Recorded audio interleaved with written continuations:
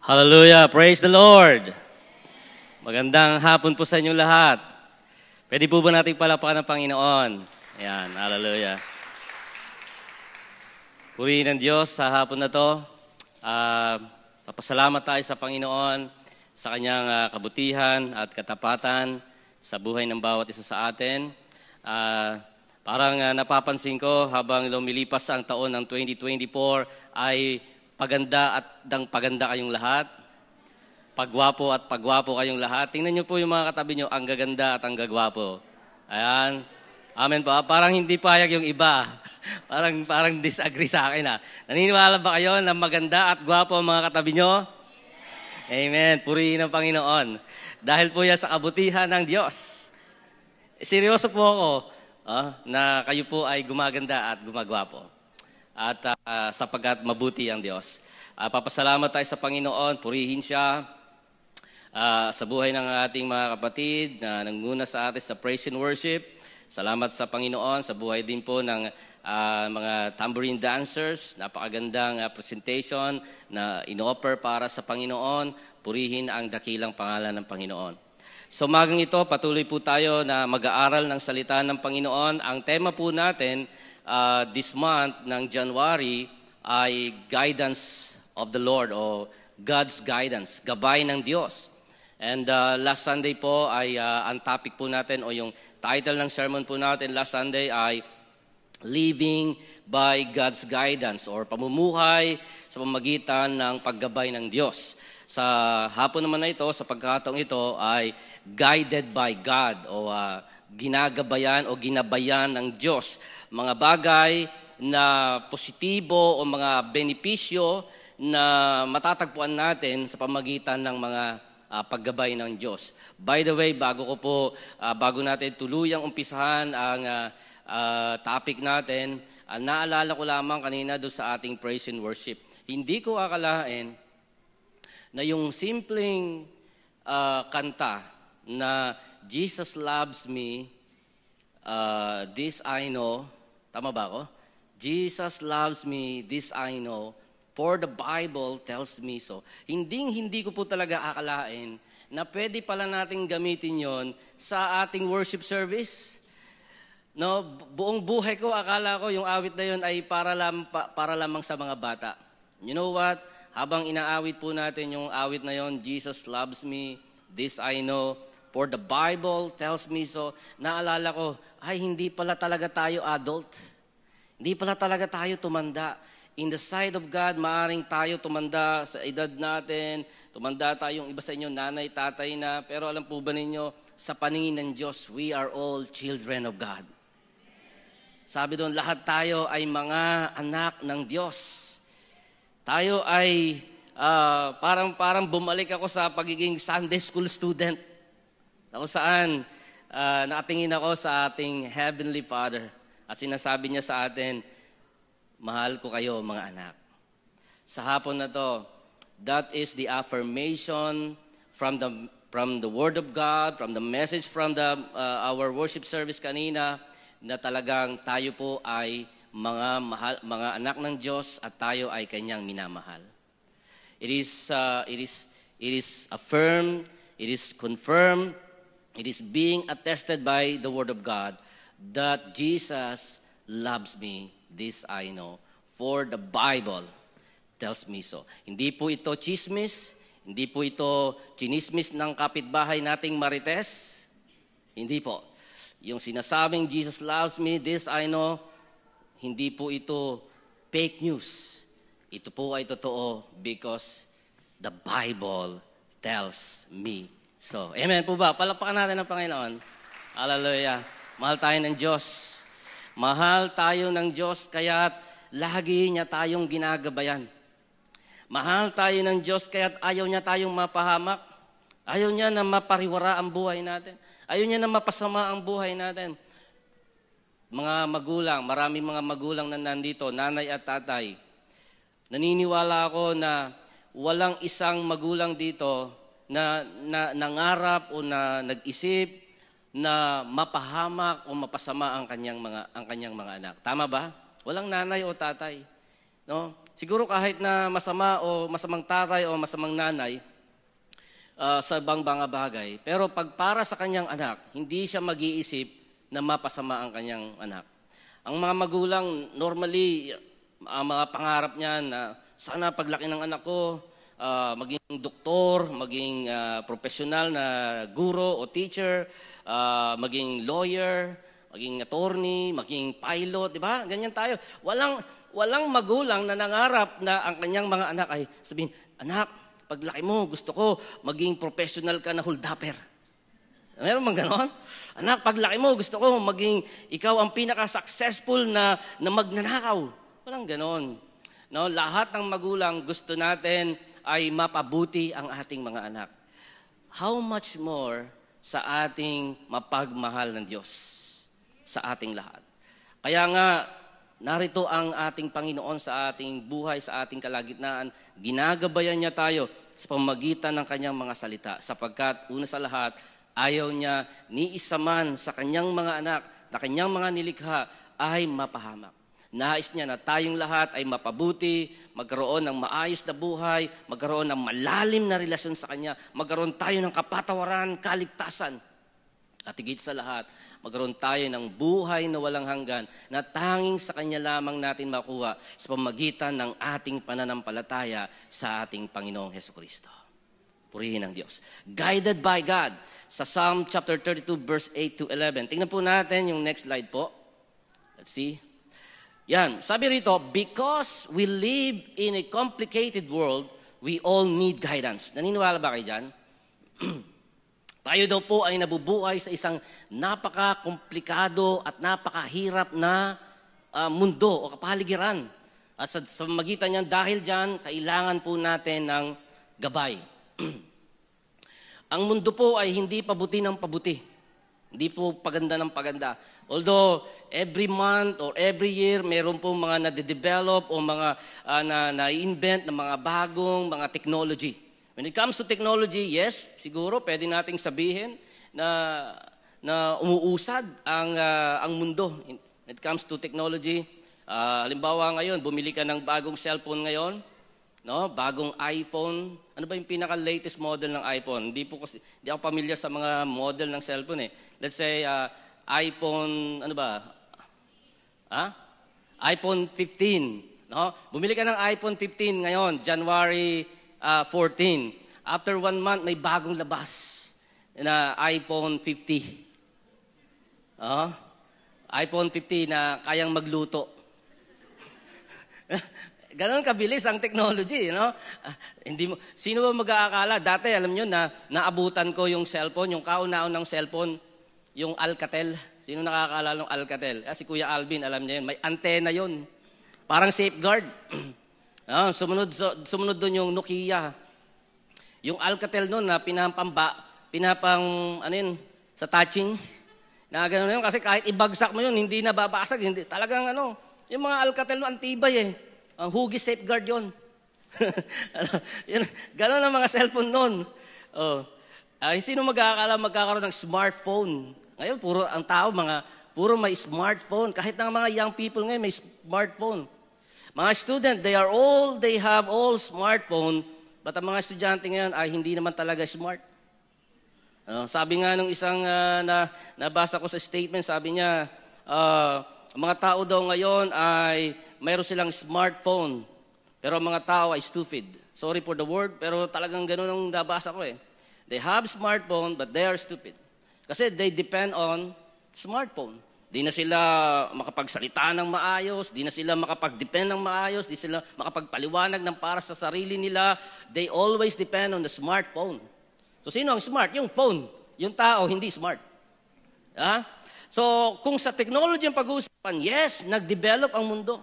Nag-develop ang mundo. Pero alam po ba ninyo, when it comes to relationship sa Panginoon, ang tao ay palayo ng palayo sa Diyos. Siyempre, hindi sa church na to. No? Pero karamihan ng tao ay lumalayo sa Diyos. Dahil sa kanilang mga selfish ambition, sa kanilang greed, yung pagiging self-centered, nakapokus sa sarili. So, dahil nakapokus ang tao sa kanilang mga pansariling layaw, pansariling kaligayahan, nakalimutan nilang magbigay ng oras at panahon sa Diyos. Unti-unti silang napapalayo sa Panginoon. And you know what? Ang mundo ay pagulo ng pagulo. Makakabalita ka na lamang, may patayan, may rape, di ba? May mga, lalo na sa kalsada, konting banggaan lamang, mamaya suntukan na. No, nagkasagian lang ng motor, nasagi lang, yung bike, nasagi lang niya yung isang kotse, lumabas yung may kotse, kumasa ng baril. Di ba, mga ganon? Mamaya, bang, patay. Mga magkakapitbahay, dating magkakaibigan, nag-inuman, nagkapikunan, saksak, patay. Diba? Pagulo ng pagulo ang mundo. Hindi talaga pabuti ng pabuti ang situation ngayon. We are living in a more complicated world. Napakahirap unawain ang mga isip ng tao. Napakahirap sabayan ang sistema ng mundo. Because of this situation, alam po ba niyo, the safest place in the world is in the presence of God. Kapag tayo ay nasa presensya ng Panginoon, yun po ang pinakaligtas na lugar. At because dahil po tayo ay nabubuhay sa napakagulong mundo, kailangan natin na may gagabay sa atin spiritually. Sa buhay natin, sa ating spiritual, kailangan natin na may magbibigay sa atin ng tamang daan. At yan ay walang iba kundi ang ating Diyos na buhay. Tingnan po natin, next slide po. The Lord is a loving Heavenly Father who is never too busy to listen to us when we come to Him for guidance. Tandaan po natin yan, no? Ang Diyos, ang ating mapagmahal na Ama sa langit, ay kailanman ay hindi po siya na busy. Lagi tayo busy. Wala tayong panahon sa Diyos. No? Pero ang Diyos, kailanman never siyang naging busy sa atin. Hindi siya naging busy to listen to us when we come to Him for guidance. Wala tayong may susumbat sa ating Diyos na Ama. Wala tayong may susumbat sa ating mapagmahal ng Diyos. Lagi siyang nakikinig sa atin. Lagi siyang gumagabay sa atin. Lagi siyang handang makinig sa atin. Lagi siyang handang magbigay ng panahon sa atin. The question is, tayo ba ay handang magbigay ng panahon sa Diyos? At kung meron man tayong panahon sa Diyos, how much? Gaano kadami yung binibigay nating oras sa Diyos? Kung minsan nga, tayong mga Kristiyano, yung spare time lang natin ang binibigay natin sa Panginoon eh. No? Spare time lang, yung bang tira-tira. Kaya yung iba sa atin, nagsiserve sa Lord, naglilingkod sa Panginoon. 2023, pag nagsiserve tayo sa Panginoon, 50% sa Panginoon. Lord, 50% sa akin. 50% sa iyo. Ibig sabihin, hindi natin kayang ibigay ang 100% sa Diyos.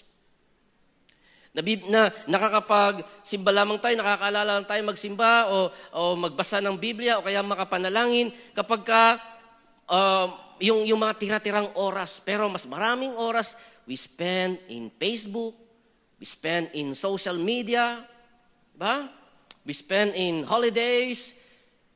Mas maraming oras yung ginugugol natin sa pakipagkwentuhan, pakipag-usap, pero wala tayong hindi natin binibigyan ng mas maraming oras ang Panginoon. Sadly, 2023, maraming Kristiyano hanggang 2024, ganun pa rin. Naglilingkod sa Panginoon na half-hearted. 50% sa akin, 50% sa Lord. Pero alam po ba ninyo, dapat po magbago tayo ng takbo ng ating pag-iisip. Sa taon na ito ng 2024, sikapin natin to really give our lives to God 100%. Na walang reservation, walang para sa akin, Lord, para sa iyo ang lahat ng ito. Sapagkat alam naman nating lahat na ang buhay natin ay hiram lang natin sa Diyos. Hindi talaga sa atin ito. Wala talaga tayong pag-aari. Anumang bagay na meron sa atin ay bigay lang ng Diyos. Kung meron ka mang bagay na meron sa iyo, relo, damit, cellphone, sapatos, lahat ng yan hindi sa iyo. Yan po ay galing sa Diyos. There is nothing that we have that is not been given. Wala pong anumang bagay sa atin na hindi natin tinanggap. Lahat ng yan ay galing sa ating mapagmahal ng Diyos. How much more yung buhay na mayroon tayo? How much more yung ating lakas, yung strength natin? Hindi natin pwedeng sasabihin sa Lord, Lord, itong strength na to, itong ability to, sa akin to. Pag sinabi ng Lord, babawiin ko yan, anong magagawa natin? Pagka oras na binawi sa atin ng Diyos, yung ating strength, yung ating talent, yung ating kakayanan, wala po tayong magagawa. Bakit? Lahat ng yan ay pinahiram lang na sa atin ng Diyos. Kaya, dapat hindi tayo nagbisi-bisihan. We always give best time for the Lord. Amen po ba? Amen. Next slide po. He has given us a wonderful promise in the book of Psalm 32 verse 8 to 11 to encourage us when we are in need for His guidance. Dito po sinasabi rito, ang Diyos ay nagbigay sa atin ng napakagandang pangako, biblical promises, na isinulat sa aklat ng awit, Psalm 32 verse 8 to 11, na kung saan ay ini-encourage tayo, hinahamon tayo ng salita ng Diyos, na tayo daw po ay lumapit sa Diyos sa panahon ng pangangailangan natin ng Kanyang gabay. Tingnan po natin ang ilang mga bagay na ito. Number 1, okay, sige po, basahin na lang natin sa Tagalog. Sige pa po, next slide. Let's read it in Tagalog. Isa pa po. Yan.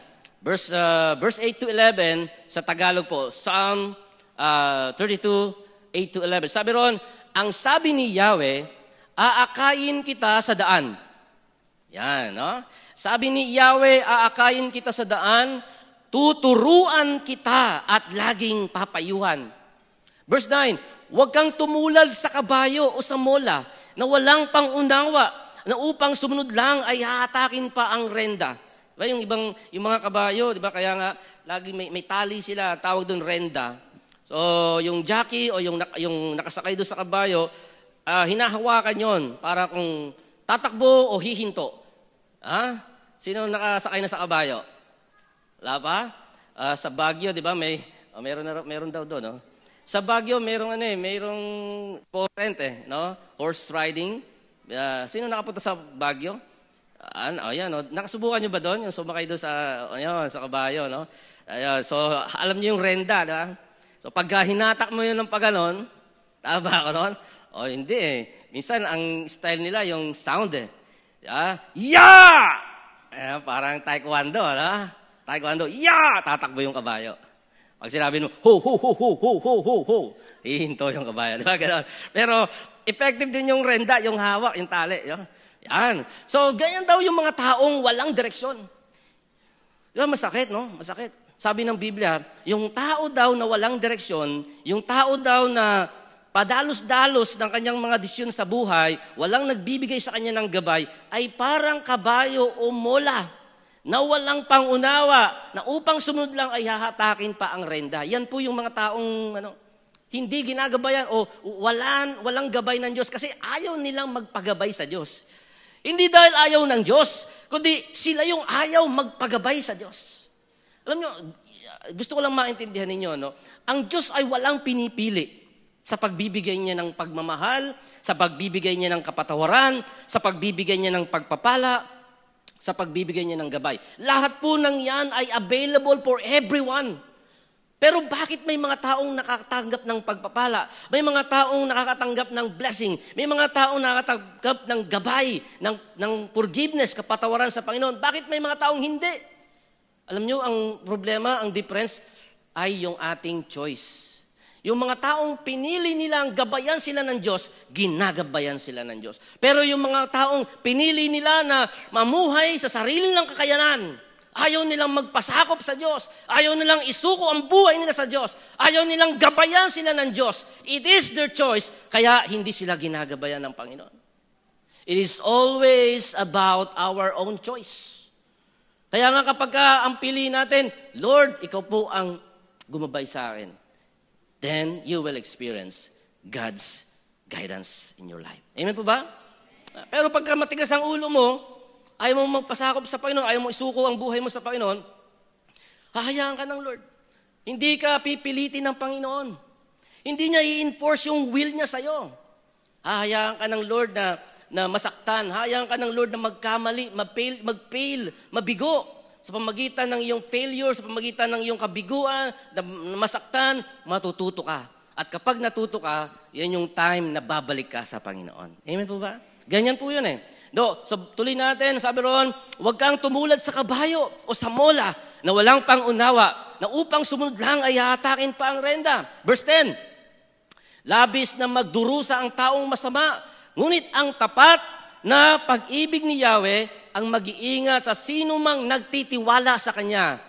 Lahat ng tapat kay Yahweh, magalak na lubos dahil sa taglay nilang kabutihan ng Diyos, sumigaw sa galak ang lahat ng sa Kanya'y sumusunod. Hallelujah! Diyan pa lang sa mga talatang yan, malinaw na may pagpapala sa mga taong sumusunod at humihingi ng gabay, guidance ng Lord. Pero doon sa mga taong ayaw pasakop sa Panginoon, meron pong mga bagay na hindi maganda na maaaring mangyari sa kanila. Tingnan po natin isa-isa. Let's go to the other slide. The source of the promise is the Almighty God. Yan po yung pangako na yon, yung verse na yon, ay galing po yan sa Diyos. Hindi po yan sa akin, no? Hindi po yan kung kanino mang pastor o kung kanino mang tao. Yung promise na yan, doon sa binasa natin, kaninang talata na Tagalog, ay promise po yan galing sa ating Almighty God. Next slide. I will instruct you and teach you in the way you should go. Verse 8. Ang Diyos mismo ang magbibigay sa iyo ng instruction, ng tamang daan. Tuturuan tayo ng Panginoon para kung saan tayo dapat lumakad. Kaya galing sa Kanya yung instruction, galing sa Kanya yung mga salita. Kaya huwag niyong pong babaliwalain ang Bible, mga kapatid. Huwag niyong babaliwalain ang Biblia, ang salita ng Diyos.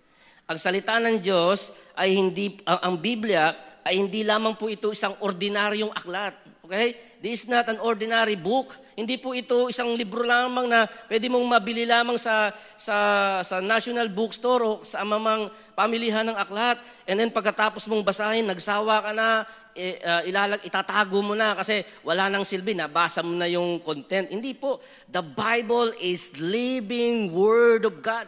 Lahat ng kailangan natin, lahat ng tanong natin sa buhay, sa spiritual na buhay, at sa anumang bagay na meron tayong mga problema sa buhay natin, mga katanungan sa buhay natin, ay nasa Biblia po ang kasagutan.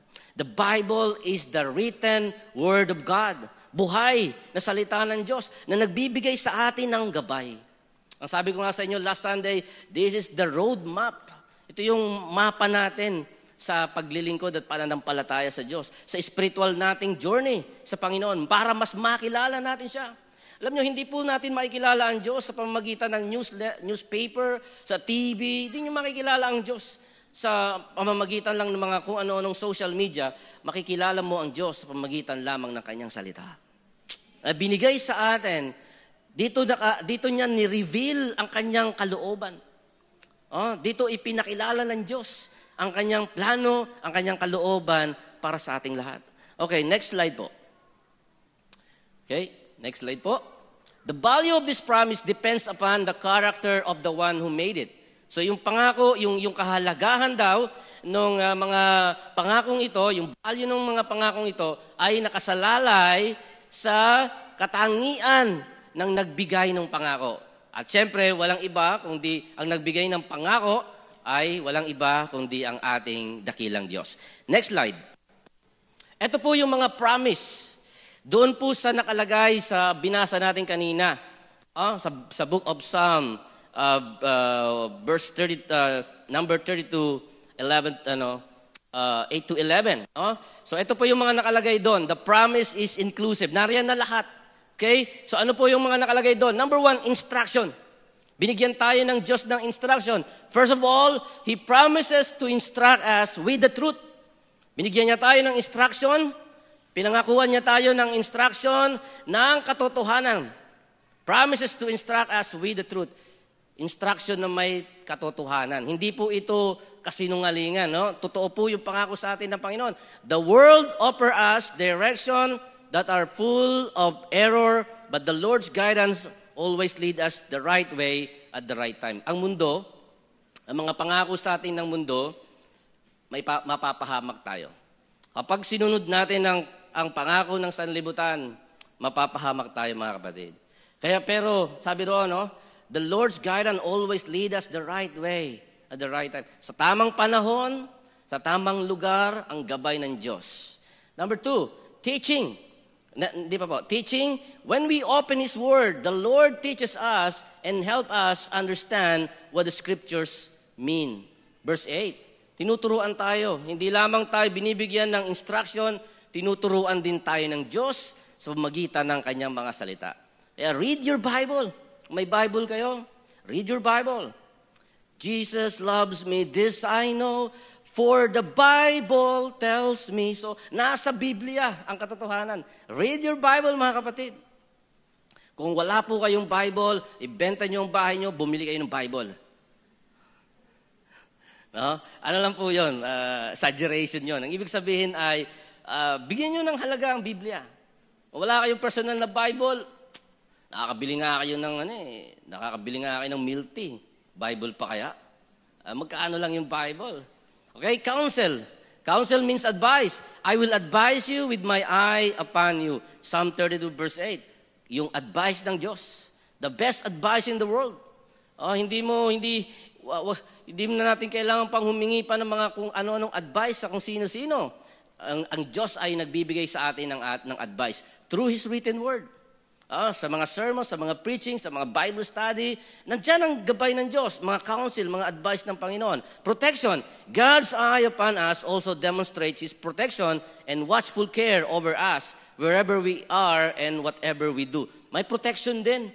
No, napangako sa taong ginagabayan ng Diyos, binoproteksyonan ka pa ng ating Diyos. Alam po ninyo, when I was in Quezon Province, nag-alaga po ako doon ng mga manok, native na manok. At alam nyo, natutuwa ako sapagkat yung inahin naming manok, ang pangalan po nun ay si Chiki. Pinangalanan ko po si Chiki. So, namisa po siya, ang anak po niya ay 12 chicks. No? 12 sisiw. Panahon na yun na tag-ulan, mga kapatid, tag-ulan. Ngayon, pinalabas ko siya para manginain doon. Kasi native naman tutuka-tuka lang. Ang lilit pa ng mga sisiw, para mga 7 days pa lang sila, parang 1 week pa lang sila. And then, hanggang sa unti-unti silang papalayo sila ng papalayo, kasi parang nawawalan na ng pagkain, wala na silang matukado sa area na yon. So, lakad sila ng lakad hanggang sa napalayo na sila. Hanggang sa hindi ko na sila makita, biglang umulan. Biglang napakalakas na kidlat. Boom! Yung kidlat, natakot ako. Sabi ko, naku, uulan. Eto na nga, umulan na nga po ng napakalakas. Bumusang napakalakas na ulan. Ako po sobrang alalang-alala kay Chiki at sa kanyang mga anak. Nag-aalala ako sa kanila. Hinahanap ko sila sa mga damuhan. Asa na kayo, Chiki? Bumalik kayo. Bumalik kayo, Chiki. Alam nyo, nasa akong nakita si Chiki? Nandun siya sa gitna ng bukid. Walang puno, walang bubong, walang kain. Basang-basa si Chiki. Yung nanay, yung manok na, yung nanay ng manok, inahin. Basta awang-awa ako. Nakaupo lang siya doon. Sabi ko, nasaan ang mga anak mo? Pagtingin ko yung kanyang mga anak, ligtas na ligtas, nandun sa ilalim ng kanyang mga pakpak. Sabi ko, good girl. Ang galing ni Chiki. Inilagaan niya yung kanyang mga anak, 12 chicks. Buhay na buhay. Kung ang manok kayang mag-alaga at bigyan ng proteksyon ang kanyang mga sisiw, gaano pa kaya ang ating mapagmahal na Ama para sa ating lahat? Amen? Ganyan ang pagmamahal sa atin ng Panginoon. Hindi niya tayo pababayaan. Umulan, umaraw, God's protection is always there for us. Siya ang ating panlungan. Siya ang payong natin sa init ng araw. Siya ang payong natin sa tag-ulan. God will always give us protection. Next slide po. The Lord wants those who will not listen. Bali, ito na po yung mga pasunod na to. Malapit na tayong mataas. But anyway, let me finish this one. The Lord wants those who will not listen. Do not be stubborn. Huwag daw tayong matigas ang ulo. So narinig niya sa hapon na to, do not be stubborn. The word stubborn means matigas ang ulo. Ayaw magpasakop sa Diyos. The sorrows of the wicked are many. Yan. So, verse 10. And then, next slide. God blesses those who will listen. Pagpalain naman ng Diyos ang mga nakikinig sa Kanya. Hello? Hello? Nakikinig pa po ba kayo? Kung nakikinig po kayo sa Panginoon, the promise of the Lord is this, God will bless you. Ang sabi po roon, loving kindness shall surround them.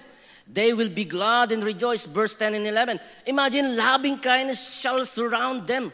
Literally, nakapaligid sa iyo ang kabutihan ng Panginoon. If you listen to Him, if you follow Him, if you surrender your life to Him, at ikaw po ay handang makinig sa Kanyang gabay, handa mong tanggapin ang gabay ng Diyos, you know what? The loving kindness of God will always surround you. Wherever you go. Nakasurround. Parang gwardya. Nagbabantay sa'yo, iniingatan ka ng loving kindness of God. Imagine that, yung kamay ng Diyos, nag-iingat sa'yo. Hindi ka mapapahamak. Hindi lamang ang pag-iingat ng Diyos, they will be glad and rejoice. Hallelujah!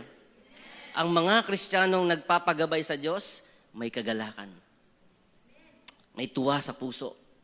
Kaya pag naglilingkod ka sa Panginoon, isipin mo, I'm serving God, not for men, I'm serving for the glory of God. At kapag ang motivation mo is serving God, serving Him, pupunuin ka ng Panginoon ng kagalakan sa puso at buhay mo. Hindi ka kailanman malulumbay, hindi ka kailanman malulungkot, because the joy of the Lord will be your strength forever. Pagpalain tayo ng Diyos sa hapon na to, magpagabay tayo sa Kanya. Kunin natin ang gabay ng Diyos. We claim God's guidance in our lives. Let the guidance of God be alive and be true in every day of our life. God bless.